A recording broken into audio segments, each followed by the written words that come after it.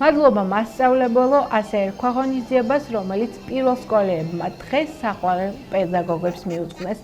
ხერული სიმღერები და ტრადიციული ქართული ცეკვებით დილიდან სასიამოვნო განწყობა შექმნეს პატარებმა თუ უფროს კლასელებმა. ღონისძიების კულმინაცია წითელ ხალიჩაზე მომავალი მასწავლებელი იყო, რომელიც მოსწავლეებმა აპლოდისმენტებით, დირექციამ კი მადლობის სიგელით დააჯილდოვა.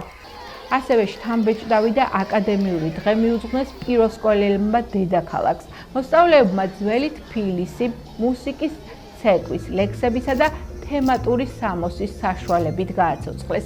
ღონისძიებით თბილი, მრავალფეროვანი და სტუმართმოყვარე გარემო და განწყობა შექმნეს, რომელიც ჩვენს დედაქალაქს ყოველთვის ახლავს. ღონისძიების ავტორი და ინიციატორი მუსიკის პედაგოგი ვარდო ჯინჯარაძე იყო.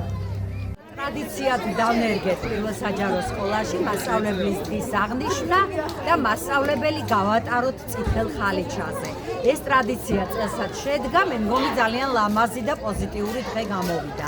კიდევ ერთხელ ვილოცავ პროფესიულ დღესასწაულს ჩვენს პედაგოგებს.